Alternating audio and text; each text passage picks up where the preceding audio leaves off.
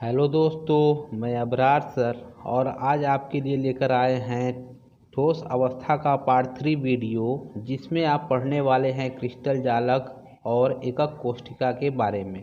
तो पहले बात करते हैं क्रिस्टल जालक की। ये क्रिस्टल जालक होते क्या हैं? तो आप इसको परिभाषित इस प्रकार से कर सकते हैं कि किसी क्रिस्टलीय ठोस में जो अवयवी कण होते हैं, अर्थात परमाणु, अणु या आयन, ये त्रिविम आकाशीय व्यवस्था में नियमित रूप से एक निश्चित पैटर्न के साथ व्यवस्थित रहते हैं, जिन्हें क्रिस्टल जालक कहा जा सकता है। क्रिस्टल जालक को आकाशीय जालक भी कहते हैं। अब जैसा कि आप यहाँ पर देख सकते हैं कि ये जो है आपकी एक नियमित व्यवस्थाएं हैं, जिनमें कि ये कई सारे बिंदुओं को मिला करके क्या किया गया है, एक क्रिस्टल जालक बनाकर तैयार किया गया है। तो एक ये क्रिस्टल जालक होता है जो कि NaCl परमाणु में पाया जाता है। ठीक है, तो इसमें जो होते हैं जिन बिंदुओं को आपस में परस्पर मिलाया जाता है, इन बिंदुओं को जालक बिंदु भी आप कहते हैं। ये जो बिंदु आपको दिखाई दे रहे हैं, इन्हें आप जालक बिंदु कहते हैं। इन जालक बिंदुओं को मिला देने पर ही क्या होता है, क्रिस्टल जालक का निर्माण होता है। अब उदाहरण के लिए आप ले सकते हैं कि मान लीजिए आपके घर की दीवारें हैं, तो जो दीवारें होती हैं वो एक क्रिस्टल जालक होती हैं। और ये कैसे बनकर तैयार होती हैं?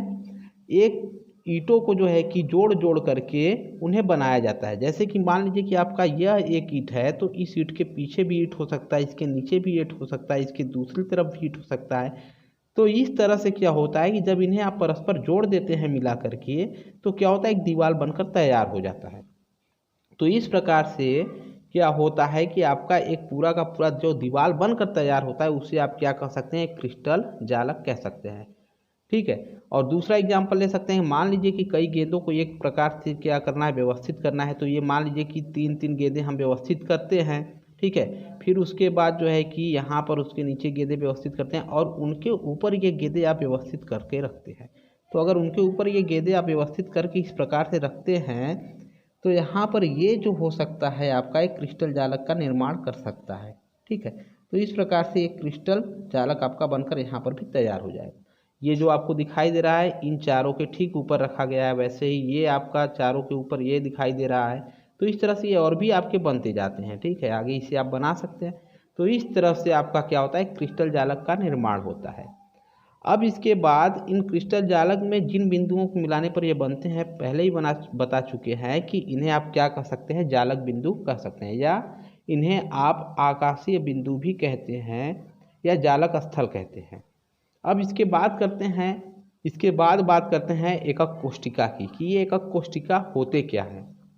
तो एकक कोष्ठिका के बारे में आप ये कह सकते हैं कि किसी भी क्रिस्टल जालक में या किसी क्रिस्टलीय ठोस में जो संपूर्ण क्रिस्टल जालक होता है, उसका सबसे छोटा भाग, जिसे सभी दिशाओं में आप बार बार जो है कि अगर रिपीट करते हैं, तो क्या होता है, संपूर्ण क्रिस्टल जालक का निर्माण हो जाता है। उससे आप क्या कहते हैं, एकक कोष्ठिका कहते हैं। जैसा कि ये आपको जो लाइन क्रॉस करके दिखाया गया है, ये आपका एकक कोष्ठिका होगा, जिसे आप अलग से दिखा सकते हैं इस प्रकार से बनाकर कि ये आपका क्या है, एक एकक कोष्ठिका है।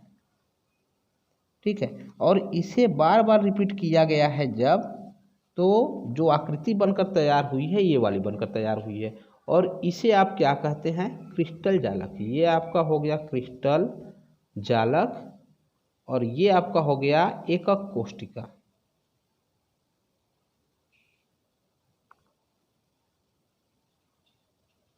ठीक है, तो यहाँ पर आपका क्रिस्टल जालक और एकक कोष्ठिका, और उसके साथ इन बिंदुओं को आप क्या कहते हैं, जालक बिंदु। वैसे यहाँ पर भी ये बिंदु आपके होंगे, जिन्हें आप क्या कहेंगे, इसमें जालक बिंदु कह सकते हैं। ठीक है, तो ये हुआ बात जो है कि एकक कोष्ठिका की और क्रिस्टल जालक के बारे में। अब बात करते हैं आगे हम एकक कोष्ठिका के पैरामीटर के बारे में। तो एकक कोष्ठिका का पैरामीटर होता क्या है? तो आप कह सकते हैं कि जो एकक कोष्ठिका आपकी बनकर तैयार होती है, ठीक है, इस एकक कोष्ठिका के तीनों किनारे की जो लंबाई होती है, जैसे मान लीजिए कि ये आपका एकक कोष्ठिका है, तो एक लंबाई आपकी यहाँ से यहाँ तक होगी। ठीक है, और दूसरी लंबाई ये वाली होगी और तीसरी लंबाई जो होगी ये वाली होगी। तो यहाँ से ये जो आपकी होती हैं एकक कोष्ठिका के तीनों कोनों की जो लंबाइयाँ होती है, जिन्हें आप अक्षीय दूरी भी कहते हैं, इसे ही कहा जाता है पैरामीटर एकक कोष्ठिका का। ठीक है, इन लंबाई को आप पैरामीटर कहते हैं और साथ ही साथ इनके बीच जो कोण बनते हैं वो भी पैरामीटर होते हैं। अब इन्हें नाम क्या दिया जाता है, इसे आप कहते हैं ए इस लंबाई को, दूसरी लंबाई को आप नाम देते हैं बी और तीसरी लंबाई को नाम देते हैं सी। अर्थात कह सकते हैं कि लंबाई बी, चौड़ाई ए और ऊंचाई सी होता है।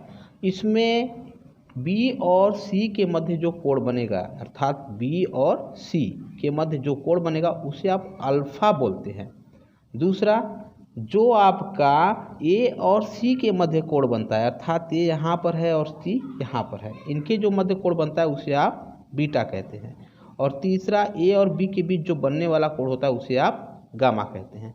तो ये पैरामीटर जरूरी है एकक कोष्ठिका के बारे में जानने के लिए कि ये पैरामीटर क्या होता है, इसका किससे प्रदर्शित करते हैं। तो ये हुआ पैरामीटर एकक कोष्ठिका का। अब इसके बाद देखते हैं कि ये एकक कोष्ठिका जो होते हैं ये कितने प्रकार के होते हैं। तो एकक कोष्ठिका जो है आपका कुल मिलाकर जो है कि इसे दो भागों में मुख्य रूप से बांटा गया है, जिसमें पहले को आप कहते हैं मूल या फिर आग्य एकक कोष्ठिका।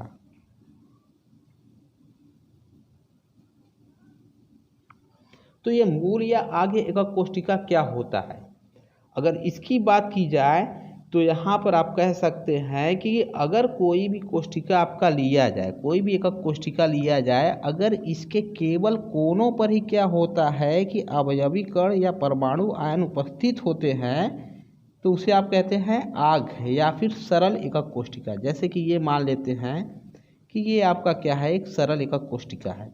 तो यहाँ पर देख सकते हैं कि जो एकक कोष्ठिका बनकर तैयार हुआ है इसके केवल कोनों पर ही क्या है, परमाणु अणु या आयन उपस्थित हो सकता है। ठीक है, अब इसके बाद जो है कि इनके बारे में बात करते हैं। तो यहाँ पर चूंकि पहले ही दिखा चुके हैं कि तीन पैरामीटर आपके पास होते हैं ए बी सी,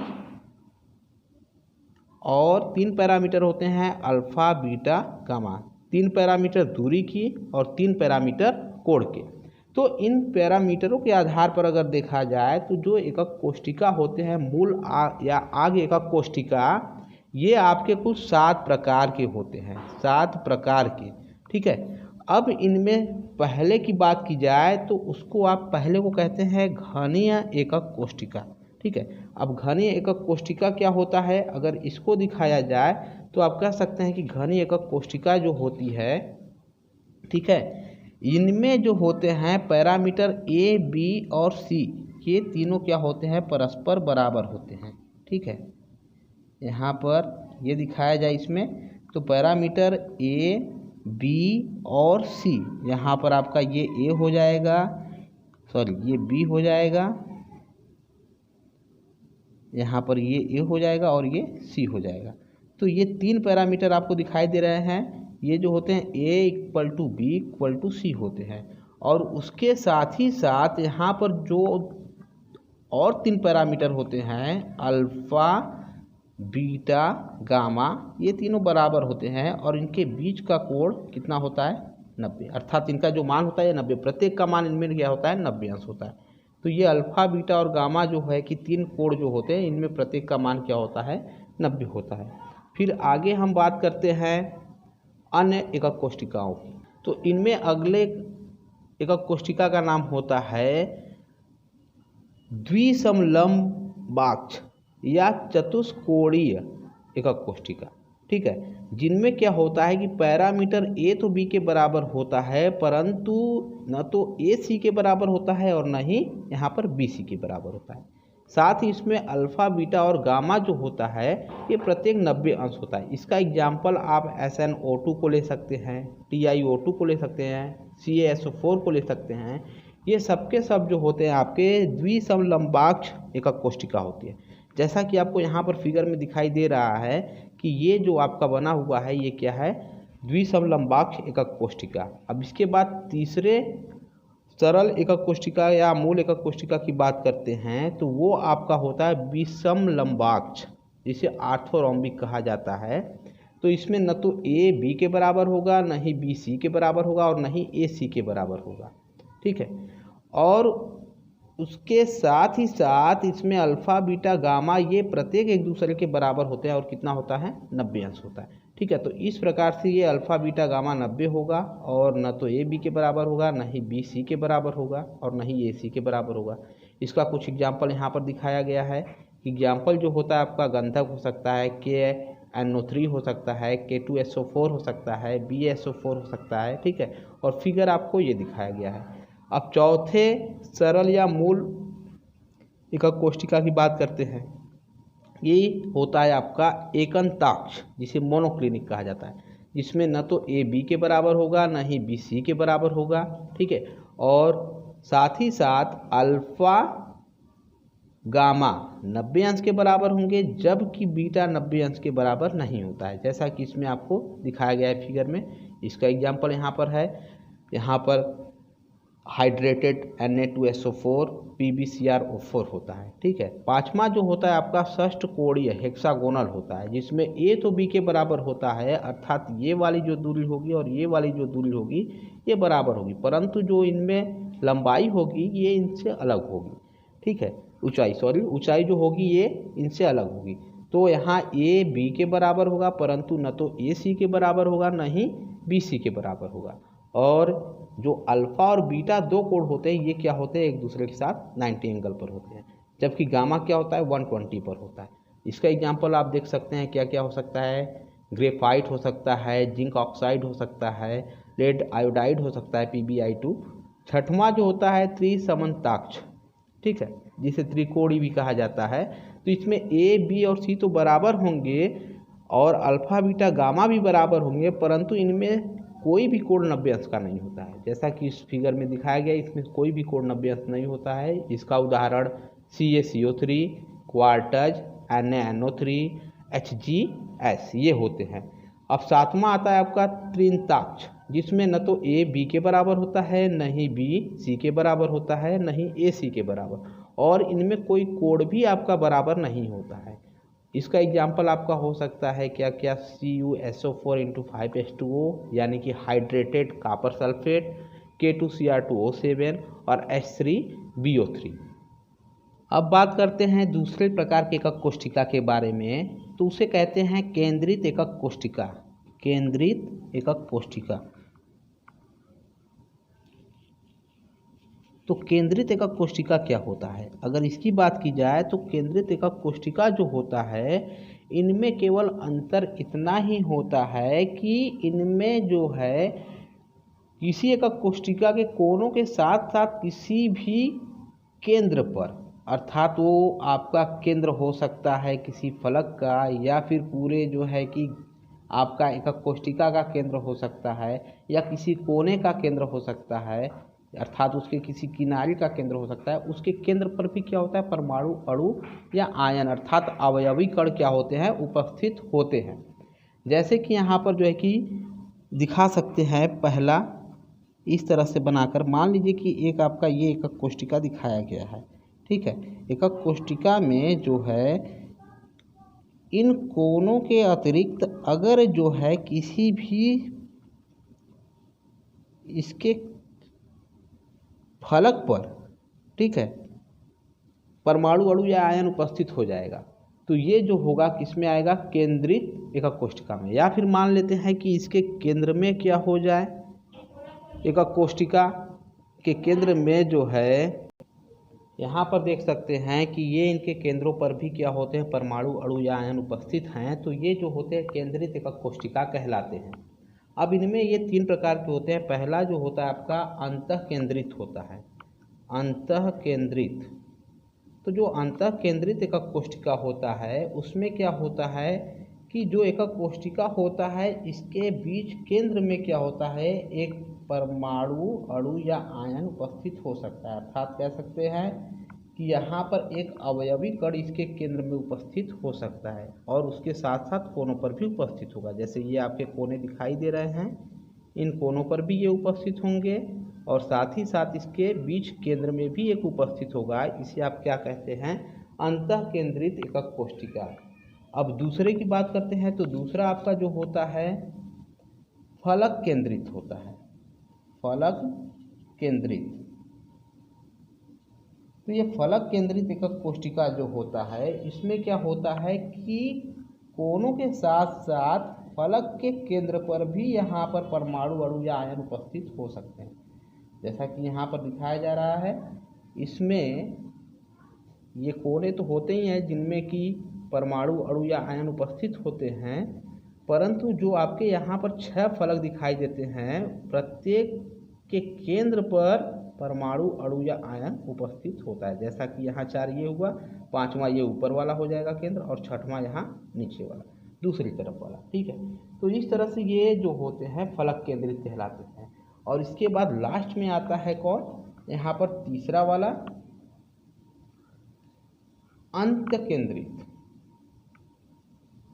अंत्य केंद्रित, तो ये जो अंत्य केंद्रित होते हैं, इनमें क्या होता है कि कोनों के साथ साथ किसी 2 फलक के केंद्र पर भी आपके परमाणु अणु या आयन उपस्थित हो सकते हैं। जैसा कि यहाँ पर आप देख सकते हैं। ठीक है,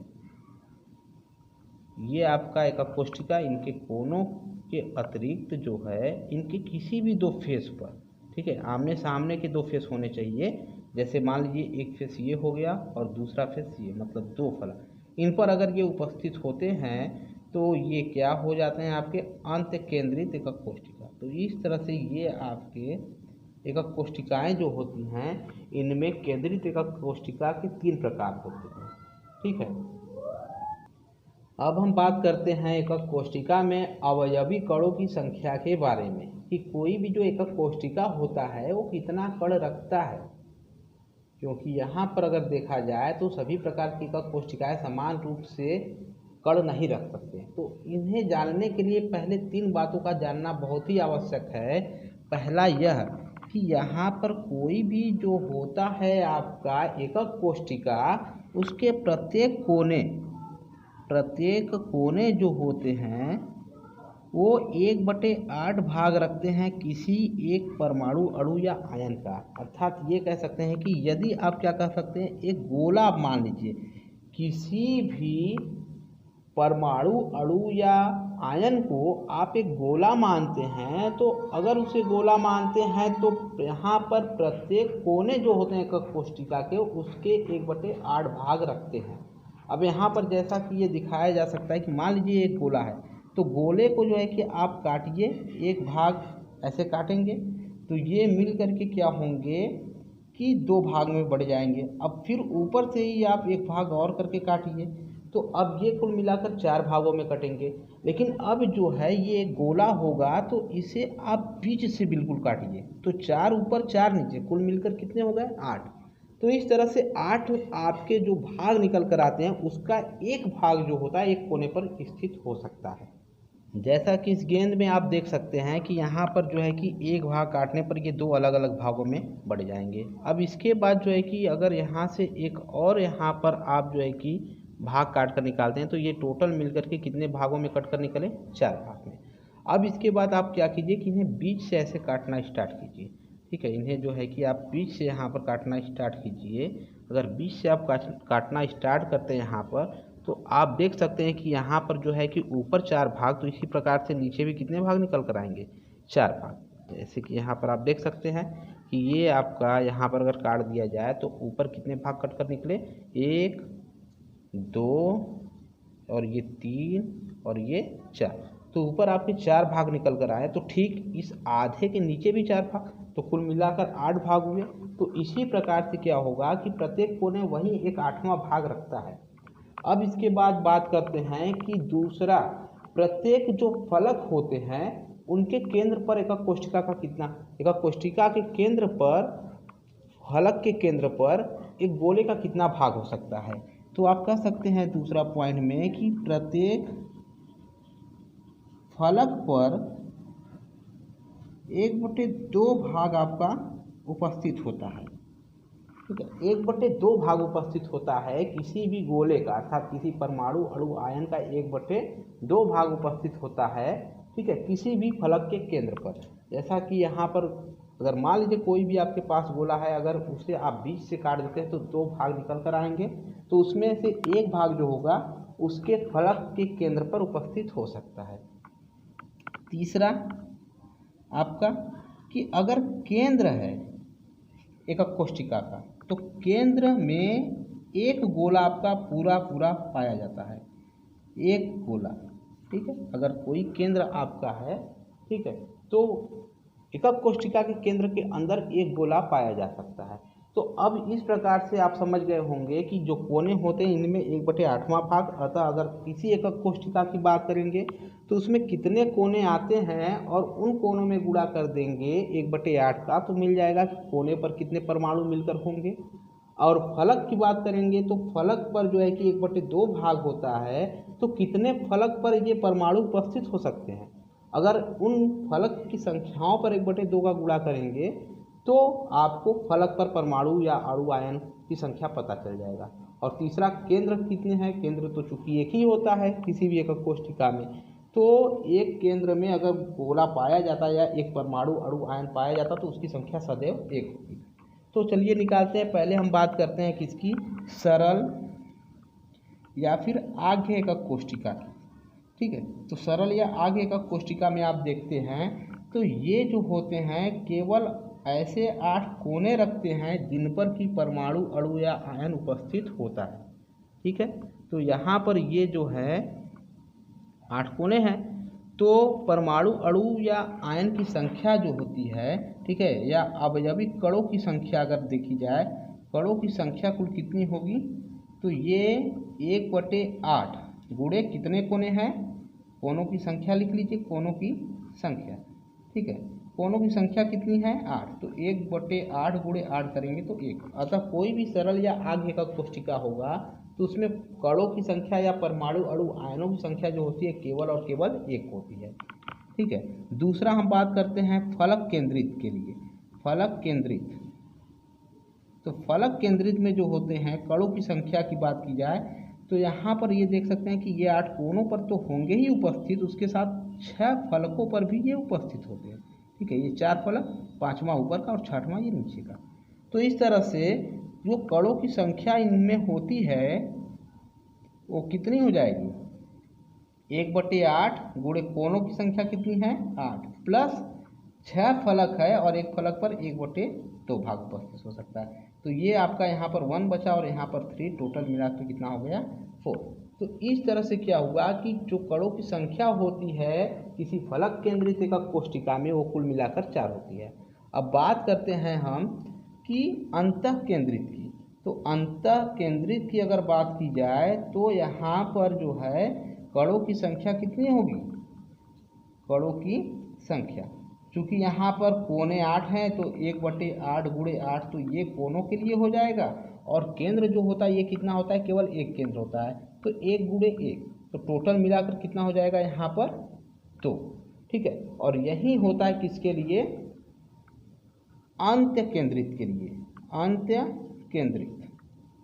चूँकि यहाँ पर जो है कणों की संख्या देखी जाए तो 1/8 गुणे 8 कोनों के लिए और उसके साथ 2 ऐसे फलक होते हैं जिन पर परमाणु अणु या आयन मिलते हैं, तो 1/2 गुणे 2, टोटल मिलाकर कितना आ जाएगा, इसके लिए भी 2 ही आएगा। तो इस तरह से जो है कि इनमें कणों की संख्या आप पता कर सकते हैं।